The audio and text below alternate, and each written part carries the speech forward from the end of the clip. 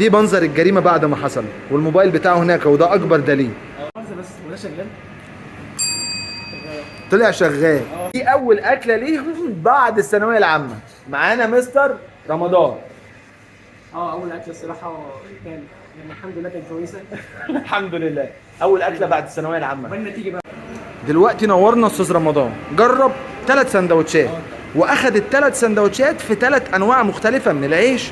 أخد صدور الفراخ المدخنة في العيش الفينو، وأخد البسطرمة المتشوحة بالزبدة الفلاحي والطماطم والفلفل الألوان في العيش البلدي، كويس. واخد في البقوله اللي هي الفطيره هوت دوج وعليه اضافه جبنه موتزاريلا وشيدر. ايه اكتر ساندوتش عجبك فيهم؟ اخر واحد بجد عشان هو فعلا بيلكم وكان في توازن بين المكونات ما بين كل حاجه يعني عاملين تجاربهم مع بعض. يا جماعه لازم الراجل ده تدعموه، مشروع فود بلوجر هايل.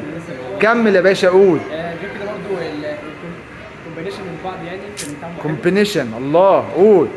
فلا بجد يعني كان حلو وفكره جديده يعني اللي هو فطيره وعليها المكونات اللي هي يعني فكره جديده يعني فدي حاجه تحتسب يعني. اللي انت ما تعرفوش بقى ان الفكره دي قديمه جدا، واحنا صغيرين كمواليد الثمانينات كنا بنجيب اي فطيره ونحشيها اي حاجه، شيبسي جبن هوت دوج واضرب يا معلم. احنا جيل الفينو بقى. وانا هستأذنك يا جيل الفينو ان احنا نطلع المنظر ده. دي منظر الجريمة بعد ما حصل، والموبايل بتاعه هناك وده اكبر دليل.